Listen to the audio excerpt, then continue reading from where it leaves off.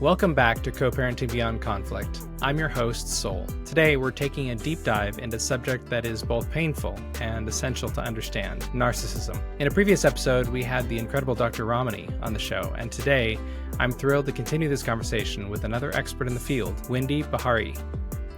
Wendy brings a refreshing and hopeful take on the topic of narcissism. With over 30 years of experience, she's the founder of the Cognitive Therapy Center and Schema Therapy Institutes. She specializes in treating narcissists and those who have to navigate relationships with them, including co-parents. She's also the author of the international bestseller, Disarming the Narcissist, now in its third edition and recognized by Oprah Daily as one of the top books on the subject. I truly enjoyed this conversation with Wendy. She offers invaluable insights on how to set boundaries, quiet that inner critic, and tools to protect yourself and your children. If you've ever felt powerless in the face of a narcissistic co-parent, this episode is for you.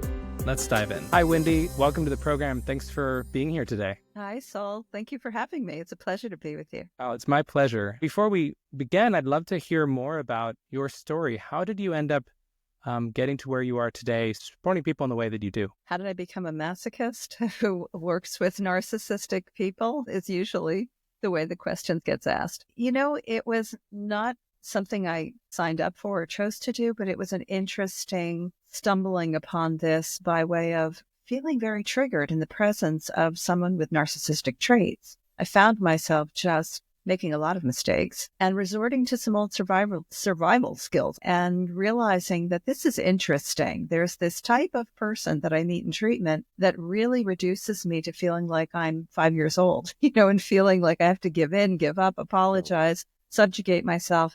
And so it was at a time when I was working closely with the developing team of schema therapy. Jeffrey Young, the founder of schema therapy, a model that I practice. We were working in the development of this model with various personality types. I would bring my observations, my frustrations, my fascination about all of this with narcissistic types, and I kind of became assigned the role of, okay, you're going to work heavily on how we modify our approach to be more effective with the narcissistic people out there. And that expanded and grew over time, turning into a book that I've written 3 editions of now, and also beginning to help partners and couples who are dealing with this issue as parents in their relationships and as individuals. I know it's a hot topic out there right now. I think there's a lot of mythology in addition to that, but it's a really important topic because people are wounded, both the people who are affected by narcissism and the narcissistic individual themselves. These are impaired people. And so it's been a very rewarding journey, my career, in getting to a place where I can feel like I can make a difference in helping someone who wants to be helped, who has narcissistic issues, or is at least willing to indulge the process, and working with those who are struggling to attempt to co-parent when they're dealing with a narcissistic other, helping children who have narcissistic parents. So it's been very rewarding getting to this stage. I've been doing this for decades now. Thank you for your work. And you mentioned about narcissists being impaired people. That piqued my curiosity. I would like to understand more about your perspective on what narcissism is and maybe help us look at it from a different perspective. Yeah, sure. Right now, if you go to the internet, you're basically a narcissist. If you talk about yourself for 3 minutes, everyone's a narcissist now, but of course they're not. So it's one of the myths that becomes very distressing. And we're also at times not differentiating narcissism from those who may be more psychopathic or have other issues. I've worked mostly with narcissistic men. I have treated some narcissistic women too, but mostly men. I think it starts with a childhood where someone comes into the world with a certain biological makeup, a certain temperament. They come into the world like every other child with some very important emotional needs and meets an environment that can't adequately meet those needs. And with narcissists, what we often see in the profile is a child who may bring more sensitivity, more impulsivity, perhaps a lower capacity for frustration tolerance, and is meeting an environment that doesn't set limits so well, that doesn't necessarily offer adequate unconditional love, that there's a lot of weight on performance and achievement. It's that chosen child, that special child, that bright selected child who becomes a surrogate at times for parents who are living vicariously through this child. And this is not to demonize anybody's parents. It's not to badmouth the parent. Parenting is hard. A lot of parents want the best for their kids, but they may be missing a link when it comes to the importance of balancing connection with autonomy and performance. You have someone who's, having to forfeit that childhood experience. In other words, you have the confusing message of "you are my precious, perfect prince," combined with "that's not good enough, try harder, you're not doing enough." And it becomes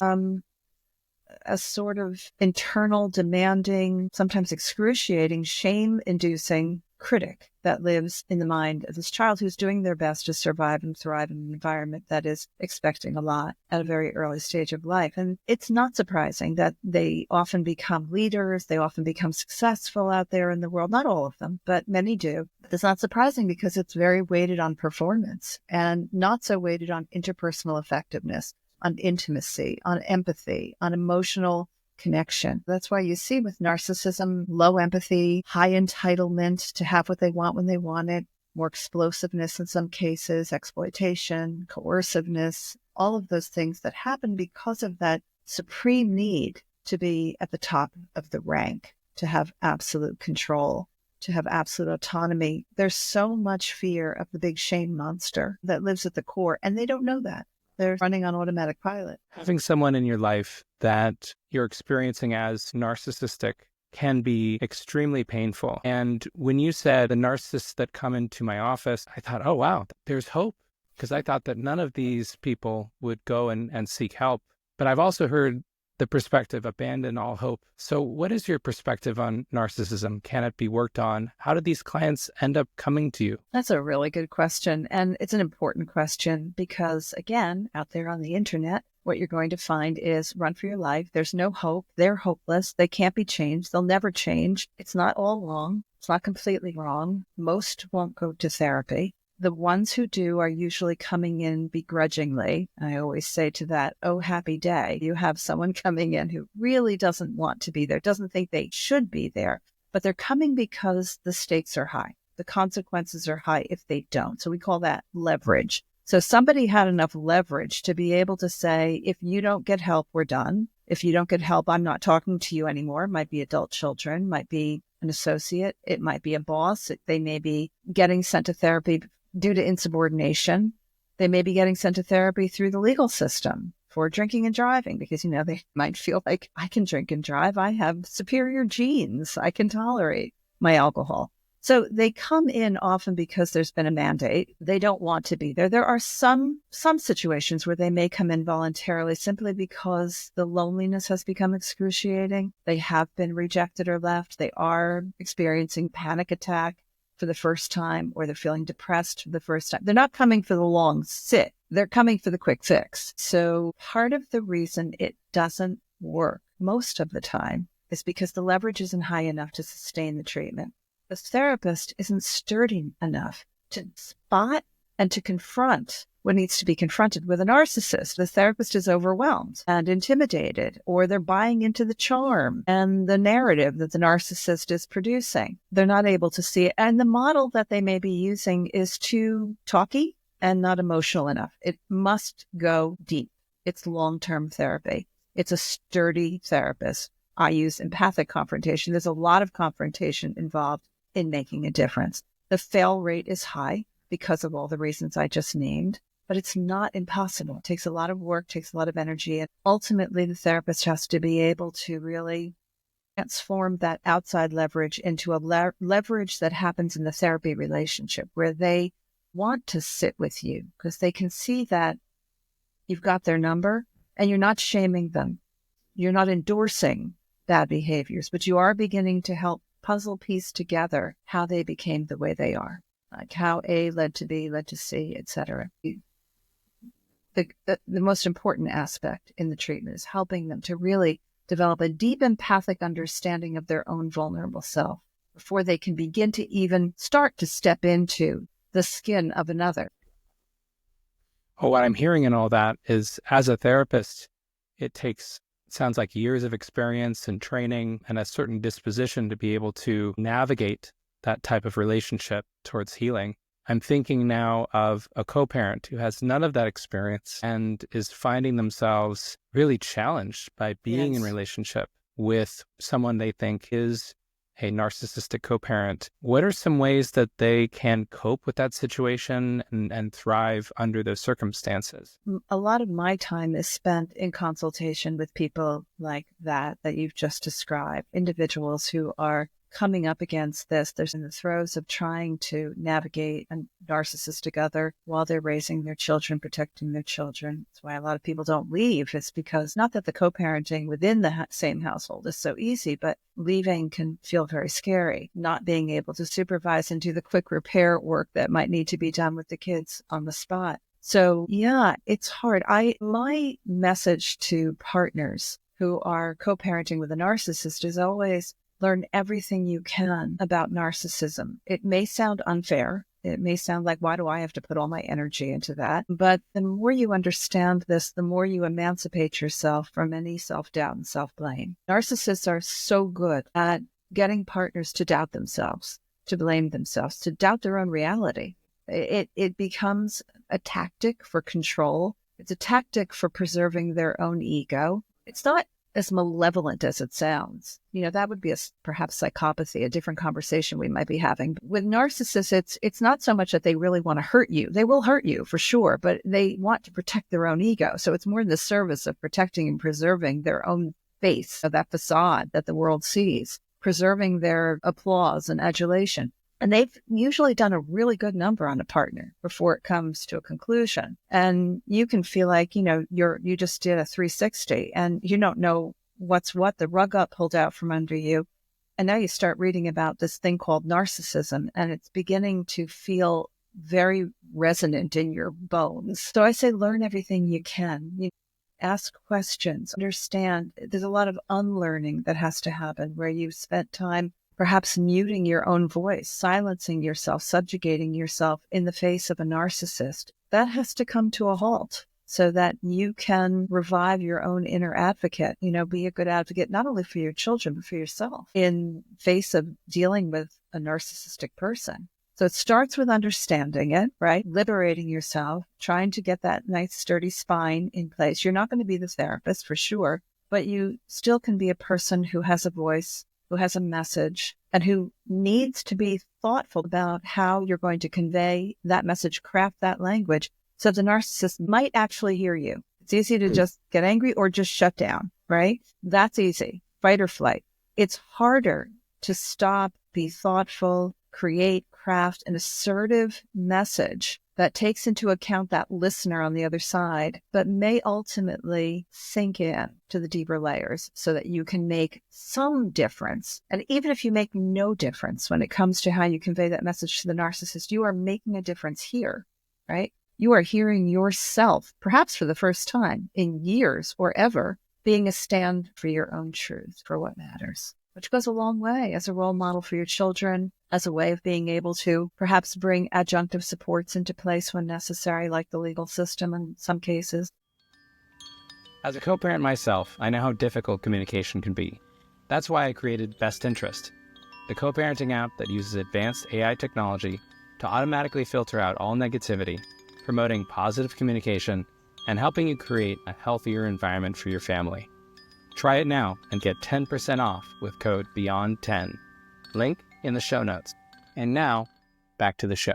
Yeah, you made a lot of really good points. And one of them is that co-parents don't just start on day one as co-parents. They've experienced a type of relationship that they have now clawed their way out of. And now they're co-parenting. It's such a challenging situation to wake up to this reality of, oh, wow, so in this relationship, I was experiencing these challenges. I was feeling invalidated. I hear that a lot from co-parents, that invalidation of reality is so painful, so confusing. In co-parenting, oftentimes with a narcissist, there's a challenge with boundaries. A narcissist co-parent will often push back, will ignore or twist. How do we set boundaries with that type of antagonistic co-parent? There's a good one, right? Maybe you could give me an example of even a phrase that might be a common phrase that comes from the narcissistic co-parent when they're pushing back on something. Yeah, the first one I can think of is pushing boundaries around, let's say you're in a situation where as a co-parent, You want to create some physical distance. Handoffs and exchanges, Yeah. fine, but you don't want to do birthday parties together. That boundary, that desire of yours keeps on getting prodded and poked and let me in, let's do this together. Or they show up unannounced to events or... Yes. Right? Great examples. Those are great examples. I co-lead a community, an online support community with Susan Stiffelman. She's a brilliant parenting expert. I talk the narcissism side. She talks the parenting side. We do a little mix and mingle, but it's called Coparenting with a Narcissist. And we get loads of examples like the ones you just described, where there's either just completely ignoring the agreements that were put in place or making up new ones, creating their own, because that's what narcissists do. At my convenience. I do what works for me and makes it so incredibly hard. So what do? We talk a lot about empathic confrontation strategies. They are not limited to the treatment room. This is something that anyone can learn. I have a lot of examples in my book and in the chapter I wrote on co-parenting with the narcissist, where a co-parent can say to the narcissist things like, I know that you know this. Right? I know you already know this because, you're a smart guy. You're a really bright guy. And the stability for the kids, making sure they have some sort of consistency and stability and that they're not made to feel uncomfortable when things suddenly change and shift, even though, yes, life will change sometimes. So I know you know that, but I just want to remind you, we need to stay on the same page here for the sake of the kids. And I know you want that as much as I do, but let's just be really clear about how it's going to work on Saturday. So it might be like that. What I did was I understand narcissism, right? That's why I say learn everything you can about the makeup and the profile of a narcissist. Hypersensitive to criticism, always ready to feel like they're being called the bad guy, always prepared to feel like you're trying to control them and tell them what to do. So if you know all that, you start with, you're a good guy. You're not a bad person. P.S. You've done a lot of really bad things to me, but you don't say that. You're a really good guy. I know you care about the kids. You're giving them benefit of the doubt. That's a form of empathy, right? You give somebody the benefit of the doubt because you have some understanding of how their pushback is so quick. Their defense tactics are so harsh. They're so sensitive to what you're saying. Another strategy would even just be to state your intention. I call it the narrator strategy. You just say, right now I'm feeling a little bit uncomfortable about this. I don't want you to think in any way that this is meant to be a criticism, or by no means am I trying to control you, because I know that we both want good for our children. We want that. And sometimes that's hard to come by. Parenting is really hard, isn't it? Let's be clear about Saturday and the plan that we're putting in place here. So it can even go like that. Just state your intention. That's transparent intention. And you can do that just by narrating the moment. One more thing. This is really hard to do live with a narcissist. They interrupt, they scoff, they roll their eyes. They are, what are you talking like a therapist now? So you can get things like that become so hard to maintain that sturdy spine, that calm, steady composure. You just want to scream. So take your phone, find your little recording app, record your voice and send it as a text message. It's better than writing it, where they can assign a tone, they can assign a meaning. Record your voice and say what's so. And guess what? You get to erase it and do it again if it doesn't exactly come out the way you wanted it to sound. I am a big believer in the audio message. I just think it can be really powerful with narcissists. They do tend to listen because they're really curious. They may get halfway through and go, ugh, but they will go back and listen again. And even if they don't give you the benefit or the courtesy of a response, they probably heard you. You're not going to change them, but you may affect small changes, meaningful changes in some areas. You will start setting a precedent that you can then refer to. And number one, you're changing what's going on in here. This inner advocate who doesn't have to be screaming to make a point, doesn't have to shut down and run away, can be present, can be steady, can be sure-footed. It's a very powerful way of being there. Again, because the only other resource for protecting your kids when it becomes more serious, more dangerous is the law. And good luck with that. Doesn't always serve co-parents. Totally. I love what you're talking about. My perspective is that these types of people in our lives, co-parents or not, they are teachers for us if we choose to accept the lesson. And we can grow. As a co-parent dealing with a challenging, maybe narcissistic partner, I can grow and work on my communication and become a better communicator for all the people in my life that may have these traits. Yeah. Because let's face it, your ex is not your only person in your life that has some level of narcissism. Right. Exactly. There are so many difficult, irritating people, challenging situations, interactions out there in the world that we encounter. And, we're built for ease and peace. And, our brains are sort of wired for that. We're pleasure seekers. We're not designed to walk into the fire. And it can feel like that when I say confrontation. Oh, no, confrontation. It's part of our humanness. We're conditioned not to go in that direction. And yet it's such a powerful stance when you can use your voice in a way that isn't like, I'll show you, but it might be setting a limit. You might just say, look, I know you're used to getting your way. I know you were taught from a long time ago that if you just do everything perfectly, you can have whatever you want without consequence. I know that's not your fault. That's what you've learned. And, you can push people around all day long in your office because you're the guy in charge. So I know you're used to that, but that's not happening here. So there's the empathy. I get it. I get you, but no. And it's just limit setting. It's empathy with confrontation. And they may just turn around and slam the door, but good for me. Good for me. Can you tell us more about the inner critic work that you're suggesting that we do? How does that play out and how can that help us? Well, we all have one. We all have an inner critic. And that goes back to as early as when we're very little and somebody says, no more chocolate, no more spaghetti, no more play, time to go to sleep. So the interruption of pleasure can feel shaming, even with the most loving parents. There's just little elements of distress and shame and I'm doing something wrong. If you're really lucky and you've had loving parents who know how to discipline in ways that don't assassinate your character, then you stand a chance at being able to have a mild inner critic who occasionally, if I drop the pen while I'm talking to Saul, it's not going to ruin my day. It's not going to change my mood. It might be a little just statement that what's wrong with you, but I'm not taking myself that seriously. Unfortunately, lots of people have experienced discipline very differently with what's wrong with you or what are you thinking or stop it or how many times do I have to? And although all parents can erupt at times because we're human, if there was never any repair or resolution on that kind of discipline, child can develop a more moderate to severe internal critic, one that's very shame-inducing, one that's very demanding, not good enough, try harder, what's with you?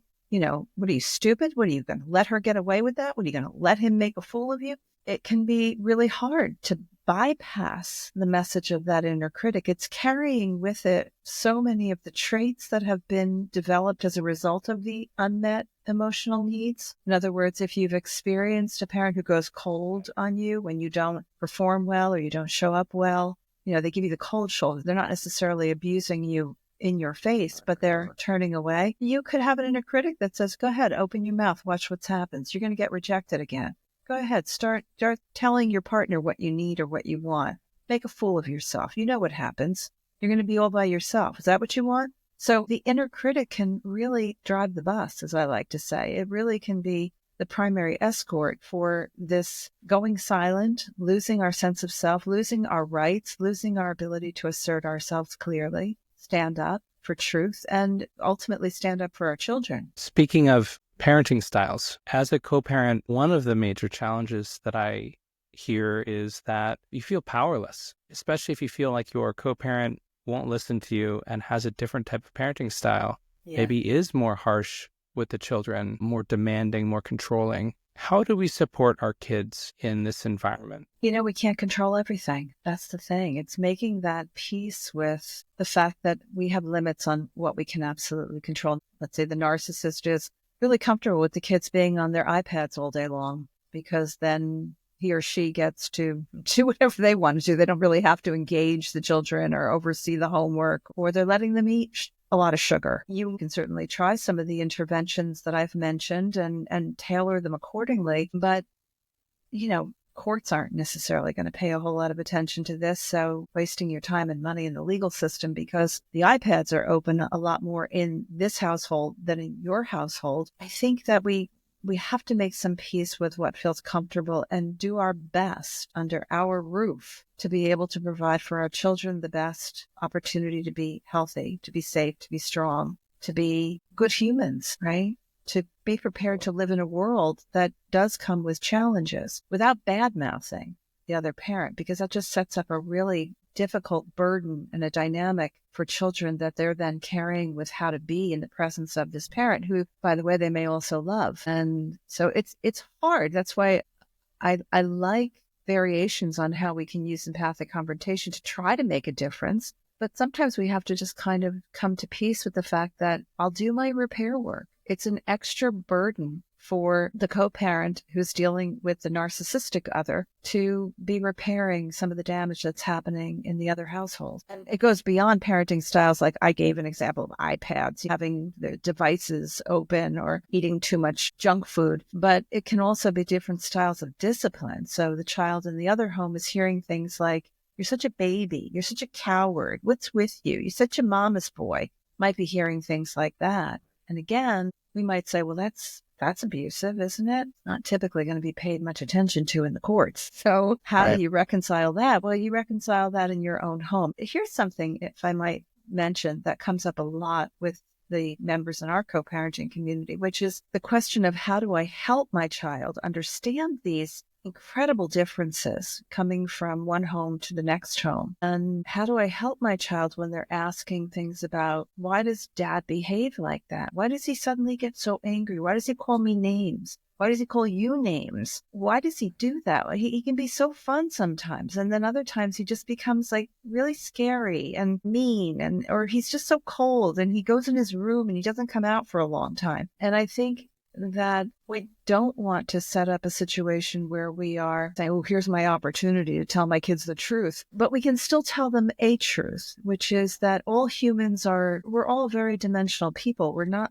monoliths. We're not just coming from one mode. And in schema therapy, we look at modes. We look at these different modes, these different states of mind, these different ways in which we cope and in which we exist and the ways we show up. And even very young children can understand when you say things like, well, there's that part of your dad that's so much fun, when you're with him on Sunday mornings and he's flipping the pancakes and he's telling funny stories and you're all sitting at the kitchen table and it's a lot of fun, that part of dad. But then there's another part of him at times that can become, when he feels upset or tired, I think a little bit more uncomfortable because of the way he behaves. It's another part of him.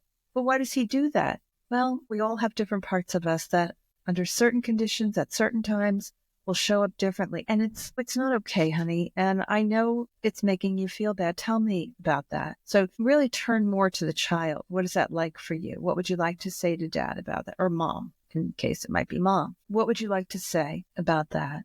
How it makes you feel. I don't want to say anything that's too scary. Well, maybe we can play it out here together and just practice what you would say if you could say something to dad. What would feel good, right? So we're teaching them a little bit about different parts. We're allowing them to still love a part of the parent that is joyful and good, but also recognizing that they have a right to be upset about this other part, that it makes them very angry and it makes them very sad. It makes them feel very hurt and distressed. And then a lot of constant clarifications of truth about, you're a really, really good soul. You're a good boy. And I'm very proud of you. And it's okay when you have a bad night and you need to cry because you're frightened, because you're a human and all humans do that. There's nothing cowardly about that in you. But dad said, well, that's that part of your dad that doesn't always handle things so well when he's in that mode, right? That's that part of him that may get a little fuzzy and doesn't see things so clearly.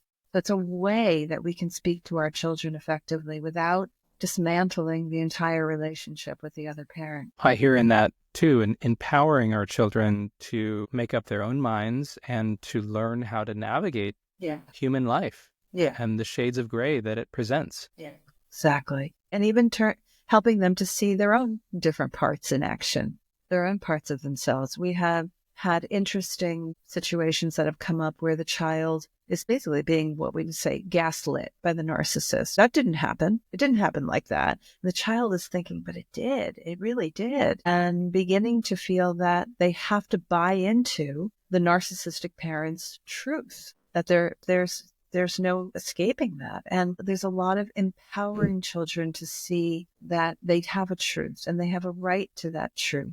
And it might be very scary because there's consequences when they are with the narcissistic parent, but it's very safe here to be yourself and share yourself and tell your story. Yeah, the approach of having two homes allows children to have two different perspectives on love and parenting. And my experience is that these sorts of behaviors are lineage problems. A lot of us that find ourselves waking up co-parenting with narcissists oftentimes have parents or grandparents that probably are narcissists as well.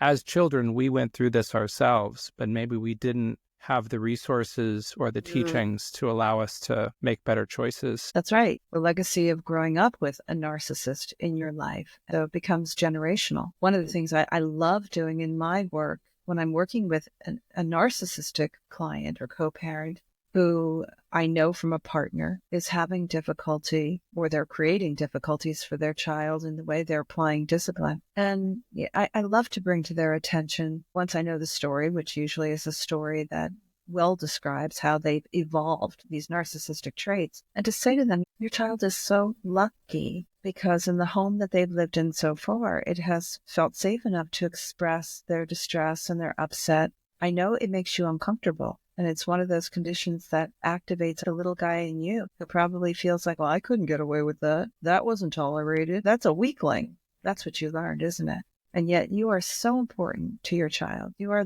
probably one of the most important people on the planet. You are a role model. You are dad or you are mom.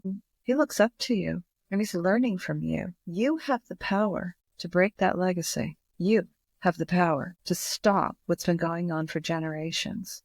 And to help your child see that he can cry if he needs to. He can make a mistake because it's normal and human to make mistakes. And it doesn't mean it's the end of the world. And it doesn't mean he's a weakling. It doesn't mean he's not going to be successful out there in the world. You have the power to do that.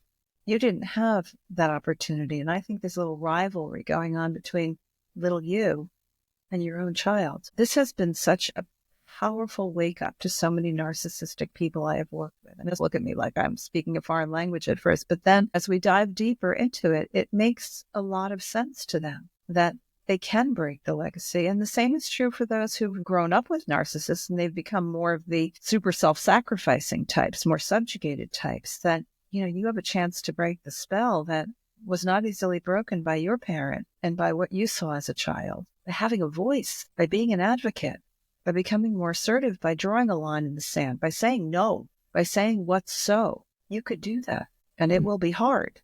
I really appreciate your energy of hope that you've been conveying to us in this interview. I feel like narcissism, this bully behavior, it's so ready to be healed on a global stage, and we're seeing it play out everywhere. I love this message of there is healing, there is hope, and that we can get through this. It's really resonating with me. Thank you.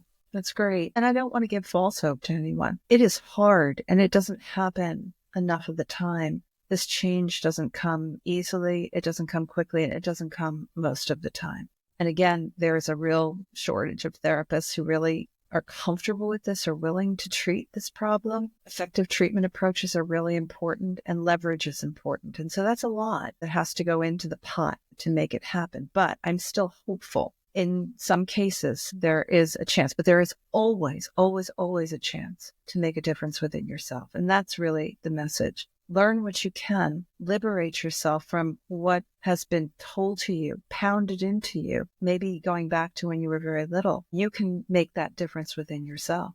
And that means a lot in terms of how you be that one parent, as my dear mentor, Dan Siegel, as many of you probably know, brilliant man, founder of interpersonal neurobiology, would say, every child needs one good, healthy parent who's doing a lot of hard work to steer the ship, but nonetheless. That's important work. Where can listeners learn more about your work and how to connect with you? My website is probably the best place to find lots of goodies and resources and support and coaching, etc. It's www.disarmingthenarcissist.com, or you could just Google Wendy Behary and you'll find my website there. Wendy, any parting words of advice or wisdom that you can share with our listeners? Be good to yourselves. Be kind to yourselves. Be patient with yourselves. Parenting is really hard, and we're not going to get it right out of the gate. We're not going to be perfect. We need to, keep our little toolkit nearby, right? The little repair box, because every now and then it's going to be sitting down and rethinking and kind of recapturing something. And that goes a long distance in helping our children and healing these little ruptures that will happen from time to time. Wendy, thank you for being on today. Oh, thank you for having me, Saul. It's been a pleasure.